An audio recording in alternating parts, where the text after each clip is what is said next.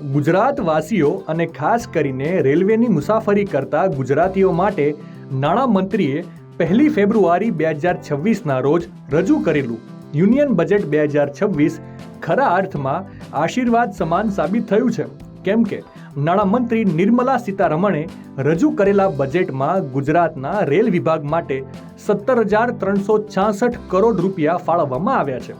હાલ ગુજરાતમાં 1.28 લાખ કરોડના રેલવે પ્રોજેક્ટના કામ ચાલી રહ્યા છે.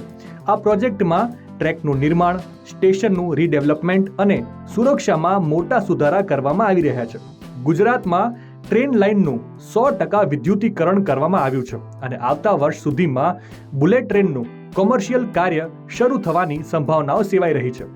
કેન્દ્રીય મંત્રી અશ્વિની વૈષ્ણવે કહ્યું હતું કે અમૃત સ્ટેશન યોજના હેઠળ ગુજરાતમાં 87 રેલવે સ્ટેશનોને કુલ 6,058 કરોડના રોકાણથી સંપૂર્ણ રીડેવલપમેન્ટ માટે પસંદ કરવામાં આવ્યા છે, જેમાં હાપા, જામજોધપુર, મોરબી, ઓખા, પાલિતાણા, પોરબંદર અને અન્ય સ્ટેશનો સહિત 19 સ્ટેશનો પર રીડેવલપમેન્ટનું કામ પૂર્ણ થઈ ચૂક્યું છે.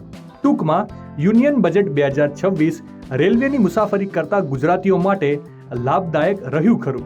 આ બાબતે તમારો શું પ્રતિભાવ છે? કોમેન્ટ કરીને જરૂરથી જણાવજો.